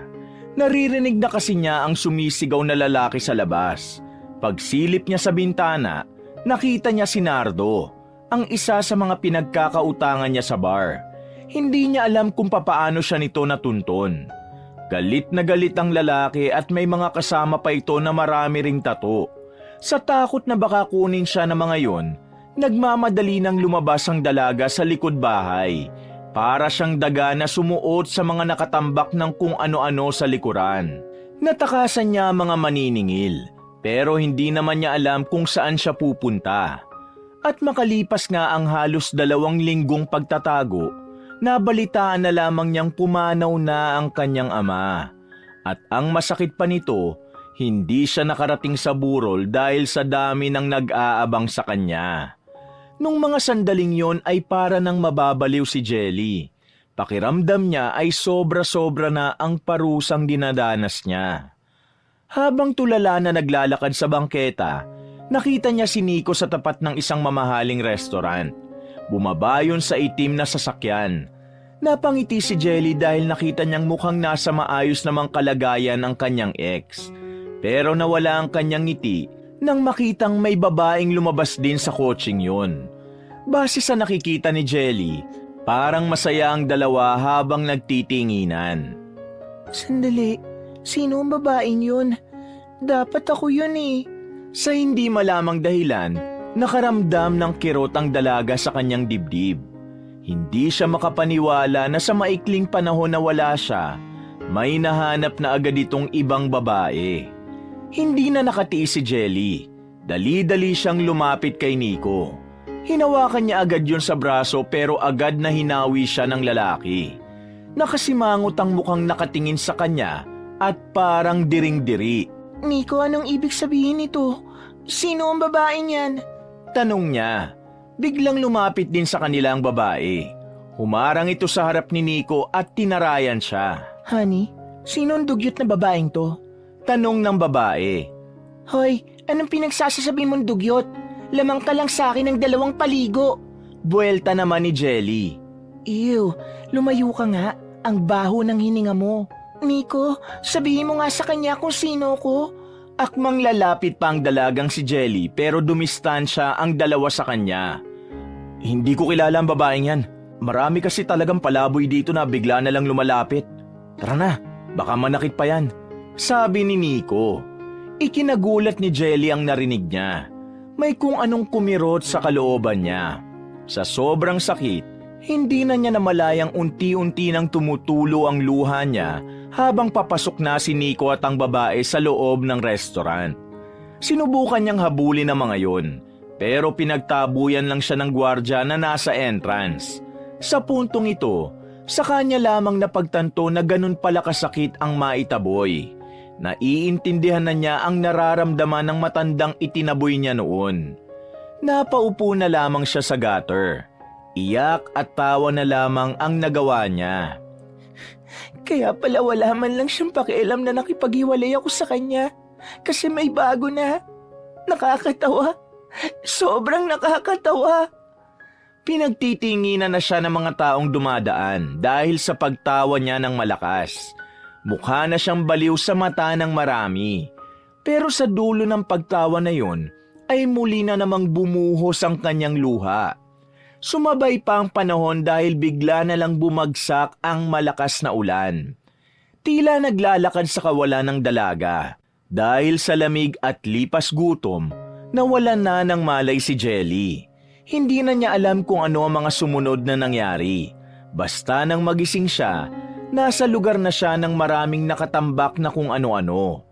Nilibot niya ang tingin niya sa buong lugar. Sa kanya lang nalaman na nasa lumang warehouse pala siya. "Oh baby, gising ka na pala," sabi ng isang lalaking pangit ang mukha. Napalingon agad ang dalaga. Pagkakita pa lang niya roon, alam na agad niyang mga manyaki sa mga nandun. Ang mata ng mga lalaking nagiinuman sa lumang warehouse ay mga nanlilisik. Tila hayok na hayok sa katawan niya. "Kanina ka pa namin gustong galawin kaso wala pa si boss eh. Pero ngayong gising ka na, wala na kaming pakialam sa boss namin. Bahala na siya. Mauuna na kami. Natatawa pa ang isang lalaking amoy alak at may sigarilyo pa sa bibig. Huwag pakiusap. Huwag niyo akong pagsamantalahan. Huwag, nakikiusap ako sa inyo. Kahit na anong sabihin ni Jelly sa mga sandaling ito, ay tila hindi na siya naririnig ng mga lalaki. Maya-maya lang, pumaibabaw na sa kanya ang payat na lalaki. Nang makakuha ng pagkakataon, sinipa ni Jelly ang pagitan ng hita ng lalaking yon. Dahil doon ay nakakuha siya ng tiyempo, nakatakbo siya palabas. Hindi na siya nahabol ng mga lasenggo dahil sa kalasingan. Takot na takot si Jelly. Buong akala niya, mananakaw na sa kanya ang pagkababae niya. Hindi niya na alam kung saan na siya pupunta. Kahit sinong lapitan niya ay tinatanggihan lang siya. Napaupo na lamang siya sa gutter. Maya-maya pa, bigla na lang may huminto sa harapan niya. Nang mag-angat siya ng tingin, nakita niya si Emerson. Nagtataka siya kung anong ginagawa ng lalaki ron. "Jelly, ikaw ba yan?" tanong ni Emerson. Dahil sa awa ay dinala siya ni Emerson sa isang kainan. Gutom na rin naman si Jelly kaya tinanggap niya na yon kahit pa inis na inis siya sa lalaking yon. Marami ang in-order ni Emerson. Sa itsura kasi ni Jelly, halatang ilang araw na itong walang matinong kain. Paglapag pa lang ng pagkain, parang mabangis na hayop ang dalaga kung kumain. At makalipas nga lang ang ilang minuto, naubos na rin agad ni Jelly ang inihain sa kanya. Sandaling natulala si Jelly nang matauhan siyang si Emerson pala talaga ang kaharap niya. Hindi siya makatingin ng maayos sa lalaki. Naalala niya kasi lahat ng kabastusan niya rito nung magkasama pa sila sa trabaho. "Mula nang mag-resign ka, wala na ako naging balita sa'yo. Ano nangyari?" Hindi muna nakapagsalita ang dalaga. Bigla siyang nahiya. Ang dating maangas at suplada ay parang nawala ng pangil. "Kung hindi mo pa kaya magkwento, ayos lang naman. Ang mahalaga sa akin, nakakain ka na," sabi ni Emerson. Bakit mo ako tinulungan? Tanong ni Jelly. "May dahilan ba ako para hindi?" Binubuli lang kita noon. Inaaway-away kita. Kaya dapat masaya kang makita akong ganito. Dagdag pa ng dalaga. "Hindi ako ganong klase ng tao, Jelly. Inaamin ko na nakakainis ka naman talaga nun. Pero alam ko rin na lahat may dahilan kung bakit ka ganon. At saka, ilang buwan na rin naman ang nakalipas eh. Iba na ang sitwasyon ngayon, Jelly. Kahit na hindi naman tayo nagkasundo noon, naging katrabaho pa rin naman kita. Kaya wala akong dahilan para hindi ka tulungan." Nalugmok ako, Emerson. Pagkasabi pa lang nito, tumulo na agad ang kanyang luha. Hindi niya na yun napigilan pa. Para sa kanya, hindi dapat si Emerson ang taong iniiyakan niya. Pero dahil wala namang nandyan para sa kanya, wala na rin siyang karapatang pumili kung sino ang pagsusumbungan niya ng lahat. Nang maghiwalay kami ni Nico at mag-resign ako sa work, parang kinarma na ako. Nagkasakit ang papa ko. Nagkanda utang-utang ako sa pagpapagamot niya. Pero sa huli, namatay rin si papa. Sa dami ng utang ko, nawalan ako ng karapatan na makadalaw sa burol niya. Alam ko kasing may mga nag-aabang sa akin dun. Hanggang ngayon, wala akong maibayad. Hindi ako makapag-apply ng bagong trabaho dahil lagi akong ginugulo ng mga pinagkakautangan ko. Dahil dito, iniwan na ako ng kapatid ko. Ang kaibigan kong si Brandy, hindi ko na rin makita kasi nadamay siya sa problema ko. Nagpalaboy-laboy ako. Kung saan-saan na ako natulog, muntik mahalay, muntik nang mamatay. Yung dating maangas at suplada, ito, palakad-lakad kung saan. Ginagamit ang awa para makakain. Iniwan na ako ng lahat pero inisip ko, baka ito na rin sigurong kabayaran sa lahat ng ginawa ko. Lalong-lalo na rin sa ginawa ko sa matandang palaboy na pumasok sa resto natin noon. Walang katapusan ng parusa. Iniisip ko nga, baka sa lansangan na lang din ako mamatay. Nakakatawa, no? Dahil lang sa ginawa kong pantataboy sa matanda at dahil lang sa masama akong ugali, nawasak ng tuluyan ang buhay ko. Kwento ng dalaga. Napalunok naman ng laway si Emerson habang nakikinig. Jelly, may sasabihin sana ako sa'yo pero huwag ka sana mabibigla ah. Sabi ni Emerson. Ngumiti ang dalaga at tumawa ng saglit. Tungkol ba yan kay Nico? Hindi mo na kailangang sabihin. Nakita mismo ng dalawang mata ko na may iba na siya. Hindi ko rin naman siya masisisi kasi masama ang ugali ko. Pero alam mo, sobrang sakit pala na hindi man lang niya ako kinumusta noong mga oras na kailangan ko siya. Hinayaan niya lang akong umalis. Siguro dahil pagod na talaga siya sa ugali ko. Jelly, tama lang na hiniwalayan mo siya at hindi siya nakasama mo. Akala mo lang mabait siya, pero matagal ka na niyang niloloko. Marami siyang babae, hindi lang ikaw. Nalaman ko lang to nung isama niya ako one time na magbar. Doon ko nakita kung gaano siya kagago. Alam mo rin bang tinanggal na siya sa resto? Nahuli siya na kinukulimbat ang pera ng resto. Ako na ngayon ang manager doon. Kaya pag gusto mo mag-apply, balik ka lang.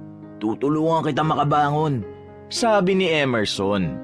Ibinabana ni Jelly ang kanyang pride. Pumayag siya sa alok ng binata. Kaya naman isinama na siya ni Emerson sa condo unit na tinitirhan nito. Binilhan siya ng damit at sandaling pinaligo. Sa muling pagkakataon, nakita na ni Jelly ang dating itsura niya na walang dungis. Napahawak pa siya sa kanyang pisngi. Lihim niyang pinuri ang maganda niyang mukha.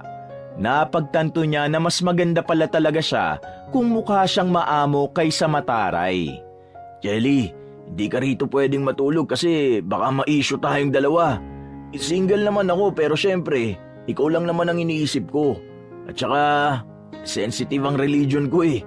Kung okay lang sa'yo, may mga gusto magpatuloy sa'yo ngayong gabi. Nasa kabilang unit lang sila. Ha? Sinong sila? Tanong ng dalaga. Hindi na sumagot pa si Emerson at sinamahan na siya nitong pumunta sa kabila. Pagkatok nila ng pinto at nang magbukas na ito ay bumungad sa kanila ang dalawang dalaga. Nang makilala ito ni Jelly, agad siyang napayuko. Nakaramdam siya ng kahihiyan para sa dalawa. Palagi niya kasing inaalipusta mga yon nung magkakasama pa sila. Nikki, Evelyn, nakita ko na si Jelly. Kung okay lang sa inyo, pwede bang dito na muna siya sa inyo? Tanong ni Emerson. Tiningnan ni Jelly si Nikki at Evelyn. Nagtataka siya kung bakit nakangiti ang mga yon. Hindi niya maintindihan. Ang iniisip niya kasi ay sisimangot ang dalawa at itataboy siya. Halika, Ma'am Jelly, pasok po kayo. Sabi ni Nikki. O paano? Mauna na ako ha. Ay asikasuhin lang ako sandali sa sales ng resto. Sabi ni Emerson at naglakad na rin ito paalis. Hindi naman makagalaw si Jelly nang nasa loob na siya ng unit ni Nikki at Evelyn. Hiyang-hiya siya. Wala siyang maiharap na mukha sa mga ito. Ma'am Jelly, wag po kayong yumuko. Kung iniisip niyo pong galit kami sa inyo dahil sa ginagawa niyo sa amin, hindi po kami galit. Wika ni Evelyn. Tama po si Evelyn. Matagal na namin kayong pinatawad. Sa katunayan, kami-kami nga po nila Sir Emerson na nag-uusap-usap para hanapin po kayo. Sabi naman ni Nikki. Hindi ko alam kung bakit niyo ito ginagawa. Bakit kayo nagiging mabuti sa akin kahit na hindi naman ako naging mabuti sa inyo dati? Nagtataka niyang tanong. Pasensya na po kung tsismosa kami ha. Pero nung pumunta po kasi kami sa burol ng papa niyo, nalaman po namin ang lahat. Doon po na-realize namin na mabuti ka rin tao, na handa mong gawin ang lahat para lang sa tatay at kapatid po ninyo. Nagbago ang tingin namin sa inyo, ma'am. Dugtong pa ni Evelyn. Iniisip na lang namin na baka kaya ka masungit at mataray noon dahil na rin marami kang pinagdadaanan. Lumapit si Nikki at saka inalalayan siyang makaupo sa kama. Pero hindi pa rin dahilan yun para maging masama ako sa lahat. Sabi ni Jelly. Tama po kayo, pero ang mahalaga naman po ngayon, may natutunan na po kayo sa lahat na nangyari, di ba Nikki? Tama po uli si Evelyn. Maraming salamat sa inyo. Kayo mga tunay na mabubuti. Pero ayos lang ba na wag niyo na akong tawaging ma'am? O wag na rin kayong gumamit lang po kasi simpleng empleyado lang din naman ako noon. Pumayag naman si Nikki at Evelyn. Sa mga sandaling ito, ibang Jelly na ang pagkakakilala niya sa sarili niya. Hindi na siya yung dating mayabang, mataray at masama ang ugali. Hinubog na ng mga pangyayari sa buhay niya ang katauhan niya. Masaya siya kapag naiisip niyang posible pa pala siyang magbago. Kailangan lang pala niya ng mga taong gagabay sa kanya. Maraming salamat talaga sa inyo ha. Hindi ko alam kung paano ako makakabawi. Pero kapag nagkaroon ako ng pagkakataon, babawi talaga ako sa inyo. Sabi ni Jelly sa kanila. Hindi mo na kailangan bumawi. Iluto mo na lang kami ng pansit bato. Kasi nakita namin yung video mo sa social media na marunong ka magluto noon. Masaya namang sabi ni Nikki. Tama, gusto namin matikman ang pansit bato mo. Tugon naman ni Evelyn. Dahil kumpleto naman ang mga sangkap sa ref, ay nagawang makapagluto ni Jelly. Wala pa rin kupas ang talento niya sa pagluluto.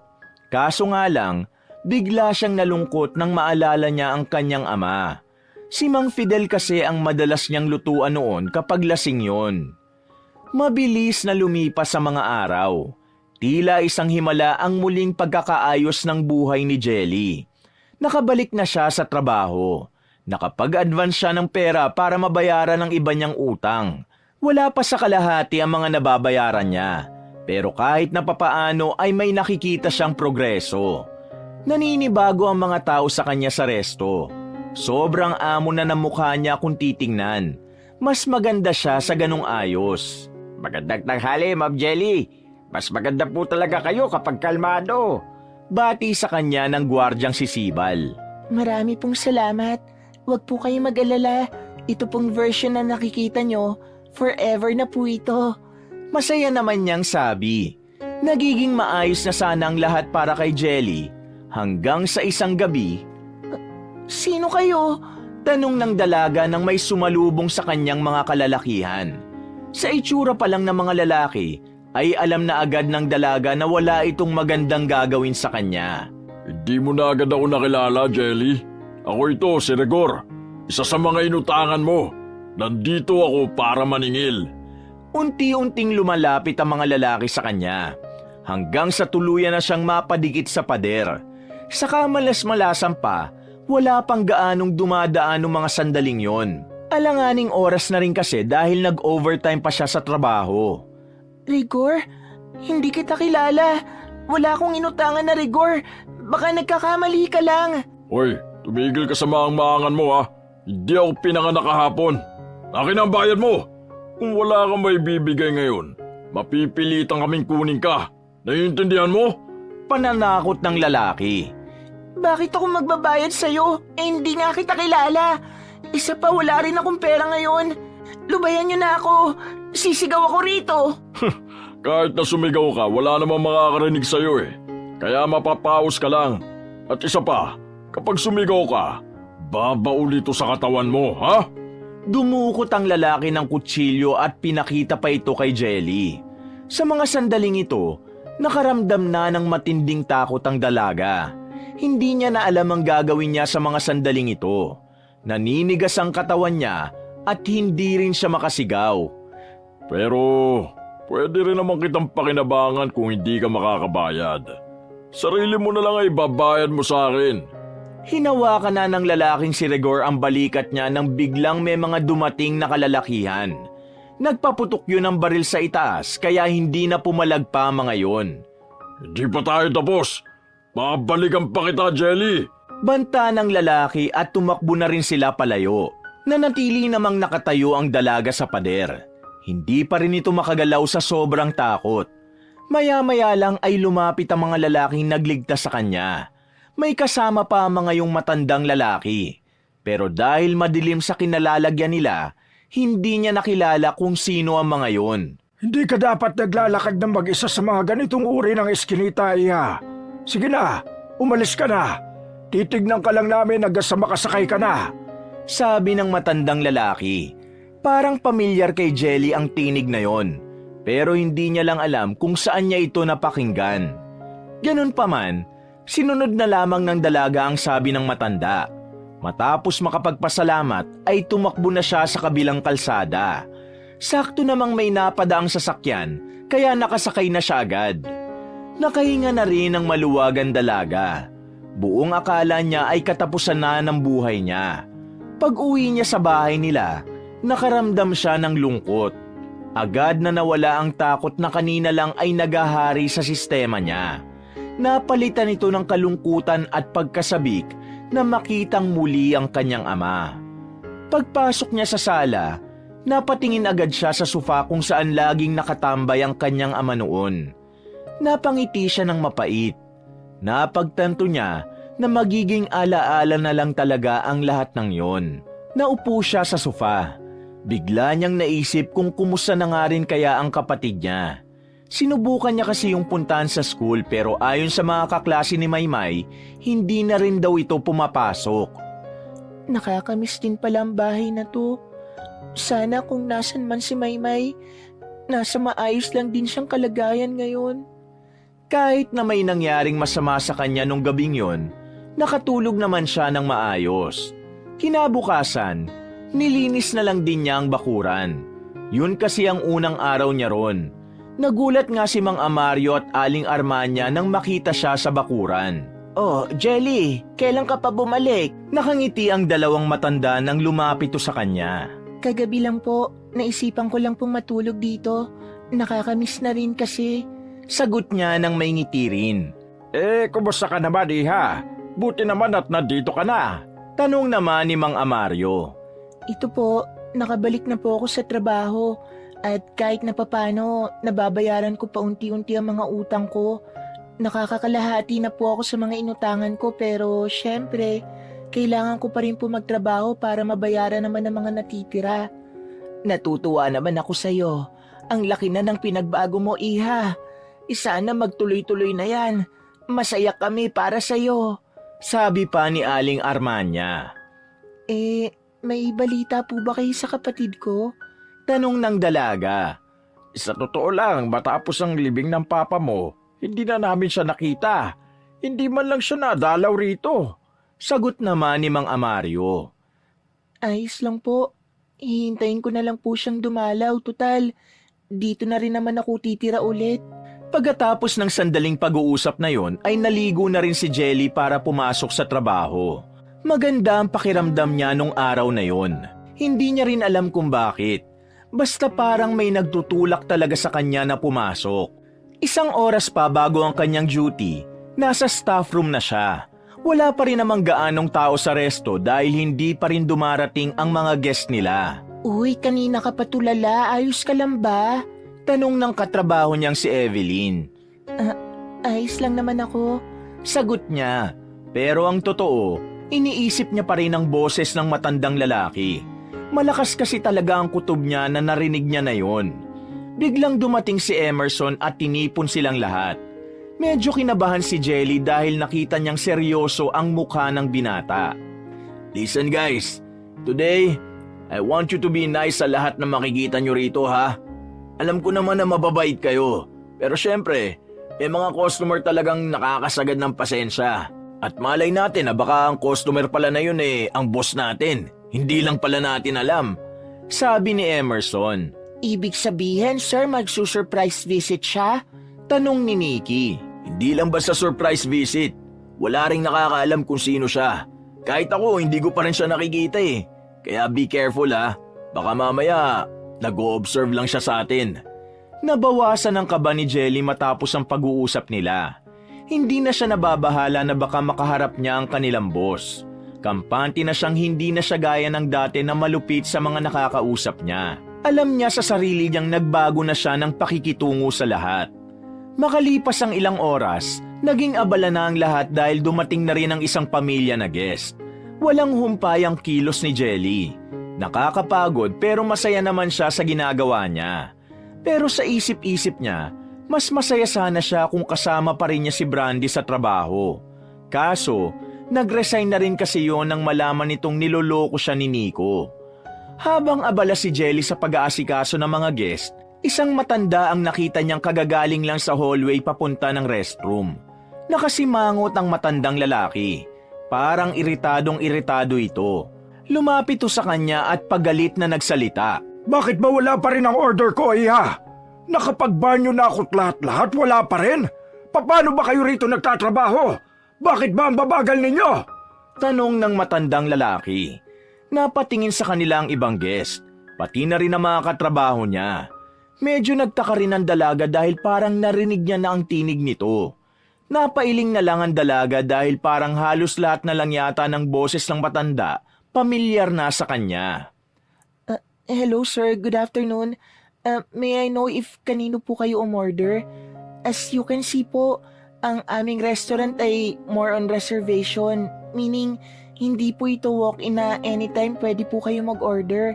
Kailangan niyo po muna makipag-communicate sa aming customer service online just to make your reservation. So it means wala po kayong order, sir. Pero if you want, Ang dami-dami mong sinasabi! Ang gusto ko lang naman ay kumain! Kanina pa ako gutom! Bakit ba hindi nyo na lang ako bigyan ng makakain? May pera naman ako! Nakikita mo naman oh! Maayos ang suot ko! Magara ang suot ko! Mamahalin itong relo ko! Ibig sabihin, kayang-kaya ko magbayad! Tumingin si Jelly sandali kay Emerson. Sumenyas lang si Emerson sa kanya na dapat kayanin niyang i-handle ang ganong klase ng customer. okay sir, we have consideration naman po. Maybe we can settle this by telling us what's your order. And then, makikihintay na lang po at isa-serve ko mismo ang pagkain nyo. Paliwanag ni Jelly. Pagbibigyan mo ako kahit na hindi ako nagpa-reserve sa online? Yes po. Then why? Akala ko ba may mga rules kayo na dapat sa online magpapareserve? Paano ako magtitiwala sa inyo kung ganyan kayo? Ni hindi mapanindigan ang rules nyo! Dagdag pa ng matandang lalaki. Sa isip-isip ni Jelly, malabong yun ang boss nila. Pero gagawin pa rin niya ang makakaya niya para maresolba ang problema ng matanda.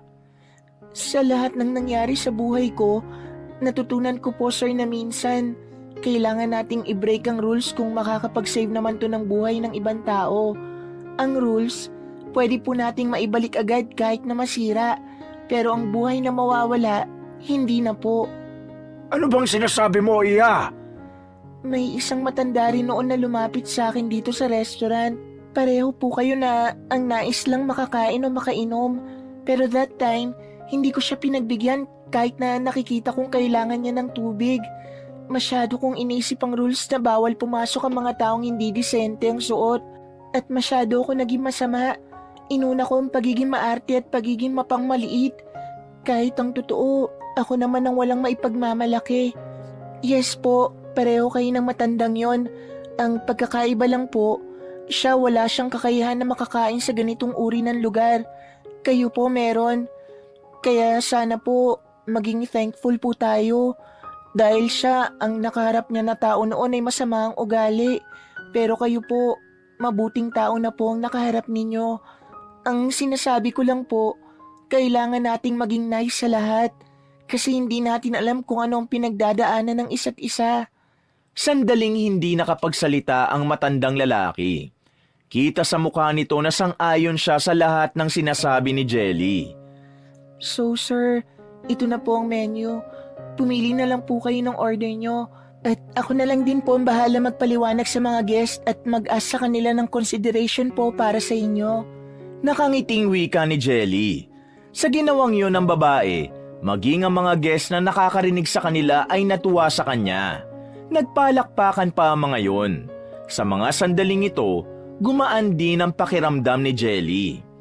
Hindi nagtagal, naihain na rin ni Jelly ang gustong kainin ng nagmamaktol na matanda. Sa puntong yon, kalmado na itong kumakain. Patingin-tingin pa ito kay Jelly habang nasa gilid siya at naghihintay ng tatawag sa kanya. You, I like your character development. Sabi ng matanda sa kanya. Thank you sir. Tanging sagot na lamang niya. Makalipas ang ilang oras, nagpaalam na rin ang matanda sa kanya. Seryoso lang itong kinausap siya. Ni hindi man lang siya nakitang umiti. Pero ang mahalaga na lamang sa kanya, nagawa niyang i-handle ng maayos ang galit ng matanda. Pagbalik sa staff room, tuwang-tuwa ang mga katrabaho niya. Proud na proud ang mga yon. Naninibago si Jelly dahil hindi siya sanay na may nagagawa siyang mabuti. Ayos, ang galing mo mag-handle ng customer. Masayang sabi ni Nikki habang nakaakbay pa sa kanya. Tiklop yung matanda eh. Gatong naman ni Evelyn. Ginawa ko lang naman kung ano yung tama. Kagaya ng sinabi ko kanina, natuto na ako sa mga pagkakamali ko. Ayoko nang maulit pa yun ulit. Pero Sir Emerson, wala ba yung boss natin? I mean, may napansin ka ba kanina nakakaiba sa mga guests natin? Tanong ni Nikki. Hindi ko nga rin alam eh. Hindi naman pwedeng yung matanda kanina yung boss natin. Kasi professional kumilos yun. At saka wala namang sasakyan sa labas. Lahat ng sasakyan na naroon sasakyan ng guest natin. Sagot ng binata. Medyo scary yung boss natin ha. Baka mamaya nakaharap na pala natin siya kanina. Napapailing pa si Evelyn sa kanyang sinabi. Pero kung sakali mang nandito siya kanina, ang mahalaga, ginawa natin ang best natin. Good work guys, lalo na sa'yo Jelly. Napangiti na lamang ang dalaga. Lumipas ang ilang oras, uwian na rin nila. Kanya-kanya na silang nagpaalam sa isa't isa. Habang naghihintay ng masasakyan, palingon-lingon pa si Jelly sa paligid. Tiningnan niya muna kung may mga kainahinala sa paligid. Medyo na-trauma na rin kasi siya dahil sa mga pagbabanta ni Rigor. Pasakay na sana ang dalaga sa jeep nang biglang may humawak ng kamay niya. Kinabahan siya noong mga sandaling yon. Pero paglingon niya, nawala ang kaba niya nang makita si Brandy. Mahaba na ang buhok nito pero wala pa ring nagbabago sa mukha nito. Brandy! Wow ha, ganyan ang reaksyon ng babaeng ite. Walang ano-ano'y niyakap ni Jelly ang kaibigan niyang Becky. Sobrang namiss niya ito dahil nawalan talaga sila ng kontak sa isa't isa. Dahil may oras pa naman si Jelly at kaya pa rin naman niyang makipag-usap, dinala niya si Brandy sa malapit na coffee shop. Gosh, buti naman at ox ka na, Box. Alam mo, nababaliw din ako sa kakahanap sa yung gaga ka. Nalaman ko lang na goods ka na kasi sabi ng mga kakilala ko, inuunti-unti mo na ang utang mo sa kanila. Sabi ni Brandy matapos pakinggan ang mga kwento ni Jelly. Oh, ikaw naman na magkwento. Ano bang nangyari sa'yo? Nagtago ka rin ba? Tanong ng dalaga. Nung una, oo, nagtago talaga ako. Kasi bakla ka. Warla mga kakilala ko. Kaya ayun, gumora ako sa province. Pero umuwi rin ako after 1 week. Hinanap kita, Box. Tapos nakapagtrabaho na ako't lahat, hindi pa rin kita ma-find out. Bax, maraming salamat ha. Alam mo, isa ka sa mga taong hindi ako sinukuan. Di bale, Bax, kapag nakaluwag-luwag na, ibabawi naman ako sa'yo. Sabi ni Jelly. Bawian ko mukha mo eh.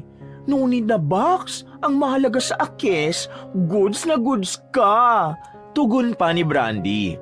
Biglang lumungkot ang mukha ni Jelly. Naalala na naman kasi nito ang kapatid niyang si Maymay, na hanggang sa mga sandaling ito ay wala pa rin siyang balita. Oh, bakit sad? Hindi ko pa rin kasi nakikita si Maymay. Hindi ko alam kung saan ko ba siya hanapin. Wika niya. Nako, don't worry, Box.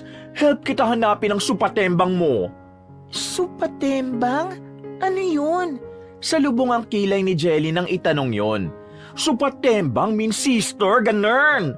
Natawa na lamang silang dalawa nung mga sandaling yon. Bago maghiwalay ng landas, nagkasundo pa ang dalawa na lalabas sila ulit pagkatapos ng trabaho ni Jelly. Kinabukasan, madaling natapos ang araw ni Jelly. Nagawa niya ng maayos ang trabaho niya. Ang gaan ng pakiramdam niya. Wala siyang ibang nararamdaman kundi saya lang.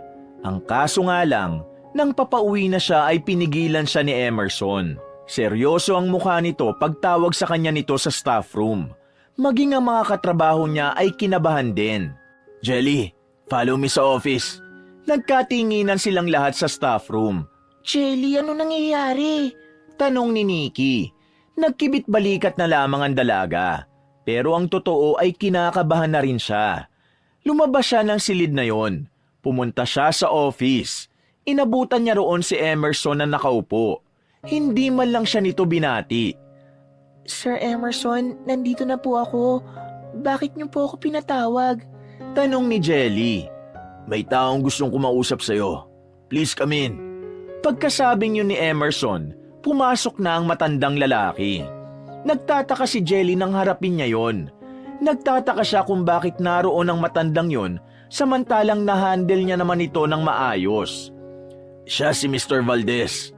Pagpapakilala ni Emerson.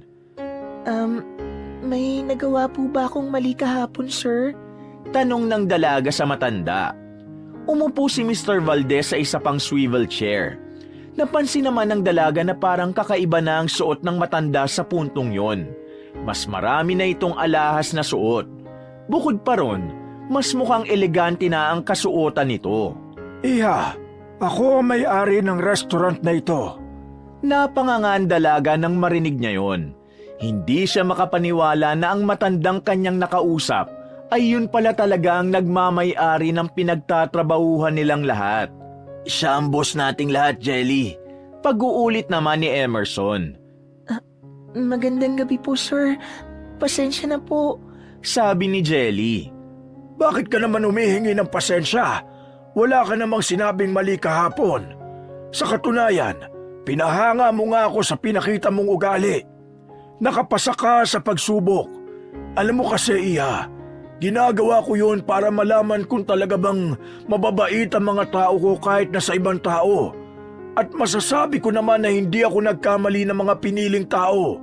Sa katunayan, hindi ito ang unang pagkakataon na pumunta ako rito na iba ang katauhan. Nung una ako nandito, hindi mo ko pinagbigyan. Naguguluhan po ako. Ano pong sinasabi niyo, sir? Naalala mo ba ang matandang nanghihingi sa'yo ng tubig, Iha? Ako rin ang matandang yun.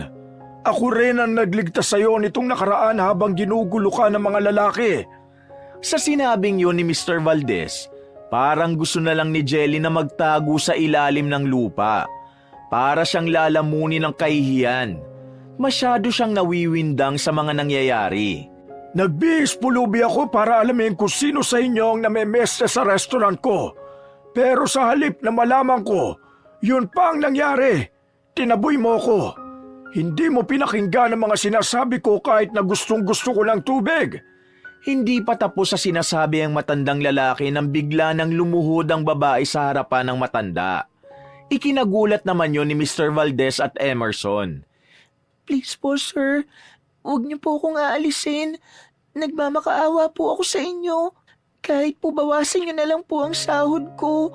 Huwag niyo lang po akong alisan ng trabaho. Marami po akong dapat bayaran, sir.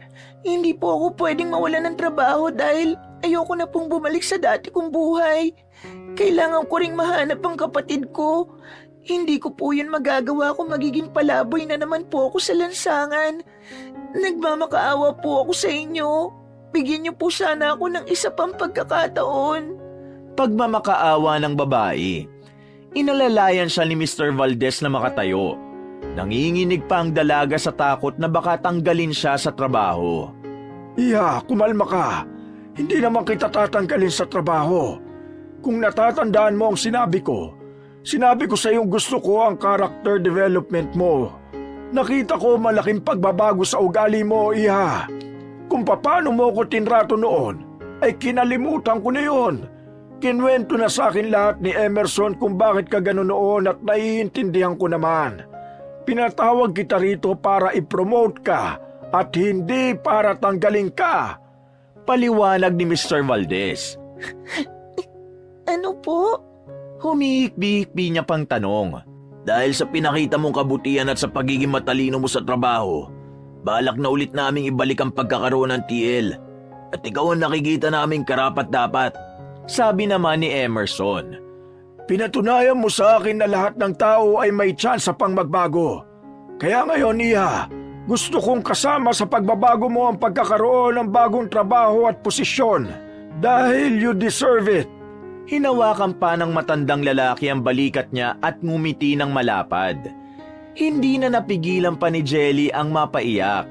Akala niya kasi ay katapusan na naman ang karir niya. Akala niya ay sa kangkungan na naman siya pupulutin. Pero hindi pala. Isa palang biyaya ang naghihintay sa kanya. Oo, Iha. Tama ka na mga narinig. Magiging team leader ka na magmula bukas. Ipagpatuloy mo lang ang ganyan, ha? Maraming salamat po sa lahat ng pangunawa at pagbibigay sa akin ng panibagong pagkakataon. Hinding-hindi ko po sasayangin ang tiwala niyo. Thank you, Sir Emerson. Thank you, Sir Valdez. Sobrang saya ng kalooban ni Jelly nang lumabas na siya sa opisina. Takang-taka ang mga kasama niya sa staff room. Namamaga kasi ang mata niya sa kakaiyak pero kitang-kita naman ang malapad niyang ngiti. Paglabas niya sa restaurant, sinalubong naman siya agad ng kanyang kaibigan si Brandy. Wow, super happy ang babaita. What happened? Tanong ni Brandy na hinawi-hawi pa ang buhok. Na-promote ako, Bax. Bukas, team leader na ako. Nagyakapan pa ang dalawa habang nasa gilid sila ng bangketa. Pero natigil ang kasiyahan nila nang biglang may tumigil na van sa harapan nila. Pagbukas ng sliding door, bumungad agad ang lalaking si Rigor. Hinaltak nito si Jelly, pero hinila din naman ni Brandy ang dalaga pabalik. Naghihilahan na ang mga yon sa magkabilang kamay ng dalaga. Sino ba kayong mga swangit? Let go of my bestie, mga bad guy kayo! Wika ni Brandy. Lintig ang bakla ka! Huwag kang makialam dito kundi malilintigan ka rin! Bax, bitiwan mo na ako. Mandadamay ka. Sabi ni Jelly. No! Walang bibitiw, Bax! Ayaw ninyong bitiwan ng babaeng ite? Pwes, gogora din ako sa inyo! Sumama si Brandy sa loob ng van. Kahit pilitong pinapalabas ng mga lalaki sa van, ay ayaw nitong lumabas. Sige na nga, isama na natin tong baklang to para makatikim naman. Inis na wika ni Rigor. Ay wow, gusto ko talaga makatikim. Manahimik ang bakla ka. Sasaksakin kita, tingnan mo. Tinutukan ni Rigor ng kutsilyo si Brandy. At dahil doon ay napatikom na lamang ang bibig nito. Mauhuli kayo ng mga pulis sa ginagawa nyo. Kaya kung ako sa inyo, pakawalan nyo na kami. Sabi naman ni Jelly. Isa ka pang maingay ka no? Manahimik ka kaya. Wala naman kaming pakialam sa mga pulis-pulis na yan. Ang nasa isip ko lang ay kung paano kita mabebenta para magkapera na ako. Tumawa ng malakas si Rigor. Ganon din naman ang mga kasama nila sa van. Nagsimula ng kabahan ng dalaga nung mga sandaling yon. Tama nga ang hinala niya na wala naman talaga siyang utang sa lalaking yon. Sadyang gusto lang talaga siya nitong pagkakitaan. Box, what to do? Pabulong na wika ni Brandy. Pero wala rin namang naisagot ang dalaga. Hanggang sa ilang mga sandali lamang, nakarating na rin sila sa isang lumang warehouse. Pamilyar sa kanya ang warehouse na yon. Hindi siya pwedeng magkamali. Ang lugar na yon ang pinagdalan sa kanya ng mga lasenggong lalaki. Pagbaba nila ng van, nakaabang na mga lalaking amoy alak. Malalagkit ang tingin ng mga yun kay Jelly. Namumukaan pa nga ni Jelly ang mga yon. Sabi ko na nga ba't babalik ka rin dito, Miss Beautiful eh. Wika ng isang lalaki na isa na lamang ang ngipin. Bax, don't worry. Akong bahala sa mga bad guy na ite. Sabi na naman ni Brandy pero nanahimik na lamang ito nang batukan nito ng isang lalaki pa. Itinali silang dalawa sa bakal na haligi. Hintayin na lang natin yung mga foreigner na mag-aagawan sa'yo Tiba-tiba ako nito. Mas maganda ka na ngayon kumpara nung una ka nandito eh. Mas malamang ka na ngayon. Hinawak-hawakan pa ni Rigor ang pisngi ni Jelly. Diring-diri ang dalaga sa mga sandaling ito. Ang babaho rin kasi ng mga hininga ng mga lalaking yon. Ano bang kasalanan ko sa'yo at bakit mo to ginagawa sa akin? Pakawalan mo na kami rito. Pero kahit na anong sabihin ng dalaga, walang balak ang lalaking si Rigor na pagbigyan siya. Sa halip, mas lalo lang itong nang-aasar sa kanila. Pakawalan. Kaya nga kita dinala rito para mapanginabangan ka eh. Tapos gusto mong pakawalan ka? Siraulo ka bang babae ka? Hindi kayo makakatakas dito kapag natuntun kayo ng mga pulis. Kaya kung ako sa'yo, gawin mo na kung anong tama, Rigor. O kung sino ka mang lalaki ka. Magtrabaho ka ng marangal. Hindi yung gumagawa ka ng kasamaan para lang may maipakain ka sa pamilya mo. Sabi pa ni Jelly. Kung makapagsalita ang babaeng to, akala mo kung sinong perfect ka. Manahimik ka kaya dyan. Kasi kapag ako napikon, patay itong baklang kasama mo. Feeling mo naman scary ako sa hawak mong knife. Hello, okay ka lang?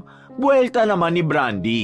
Nagalit si Rigor. Nilapitan niya si Brandy at saka sinuntok ng isang beses. Dumugo agad ang labi nito. Isa pang salita mo, hindi lang yan ang aabutin mo. Bax, ayos ka lang ba? Huwag ka na kasi magsalita pa. Mapapahama ka lang eh. Ikaw naman kasi, bakit ka pa kasi sumama sa akin? Sa mga sandaling ito, walang magawa ang magkaibigan kundi panoorin ang mga naroon. Mga nagiinuman. Umuusok ang mga bibig dahil sa sigarilyo. Paminsan-minsan, may humihipo-hipo kay Jelly. Tinatatagan na lamang ni Jelly ang kalooban niya para hindi siya panghinaan. Mga ilang sandali pa, narinig nilang may sasakyan ng pumarada sa tapat. Sakay noon ang ilang foreigner na nanggaling pa sa sentro ng Maynila. Mga dayuhan na naghahanap ng mga babaeng pagpaparausan. Box, nandyan na sila, OMG. Ayoko mawalay sa'yo, Box. Baka kung anong gawin nila sa'yo. Nababahalang sabi ni Brandy.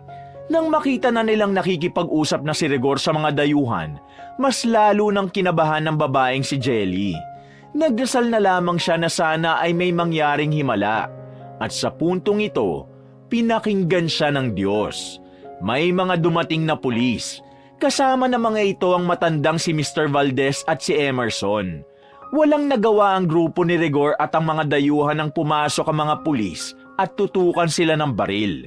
Mabilis na napadapa ang mga lasenggong lalaki. Sunod-sunod na pinusasan ng mga pulis ang mga yon. Jelly, Brandy, ayos lang ba kayo? Huwag na kayong mag-alala. Ligtas na kayo. Sabi ni Emerson at sinimula na rin itong kalaga ng tali ng dalawa. Mabuti na lamang at may nakakita sa nangyari at nasabihan kami. Kaya ito, nakapagsumbong agad kami sa mga pulis. Dagdag pa ni Mr. Valdez. Maraming salamat po sa inyo. Sagot naman ng dalaga. Nakaalis na rin sila ron makalipas lang ang ilang sandali. Nakahinga na rin ang maluwag ang dalaga. Dahil sa wakas, nasa ligtas na kalagayan na rin sila. Nakulong si Rigor at ang mga kasamahan nito. Napag-alaman na miyembro rin pala ng sindikato ang mga taong yon. Trauma ang inabot ni Jelly.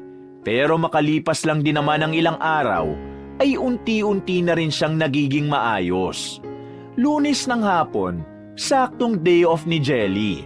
Habang nagwawalis siya sa bakuran, nakita niya si Maymay na nakatayo sa labas. May mga dala itong gamit. Binitawan agad yun ni Maymay at saka tumakbo palapit sa kanya. Umiiyak habang nakayakap sa kanya. Ate, sorry. Sorry kung iniwan kita sa gitna ng mga pangyayaring yun. Ate, ayoko na mag-isa. Hindi ko kaya. Tayo na lang ang magkasama, please. Pangako hindi na ako magiging masamang kapatid sa'yo. Parang batang humagulgol si Maymay. Niyakap na lang din ito ni Jelly. Dahil ang totoo naman, miss na rin naman niya ang nakababatang kapatid. Masaya ako nakabalik ka na, Maymay. Kalimutan na natin kung ano man ang mga hindi natin pagkakaunawaan.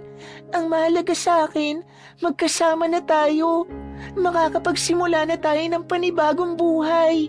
Kinwento sa kanya ni Maymay ang nangyari nung magkahiwalay sila. Namasukan pala bilang kasambahay si Maymay sa Makati. At doon naranasan niyang imaltrato ng matandang babae na amo. Hindi rin naging madali ang buhay ni Maymay. Awang-awa si Jelly sa kapatid niya, kaya pinakinggan niya lamang lahat ng kinikwento nito. Mula nang bumalik si Maymay, tila nabuo na rin ulit ang kanilang pamilya. Sinimulan nila ang panibagong buhay kahit dalawa na lamang silang magkasama. Pinagpatuloy ni Maymay ang kanyang pag-aaral.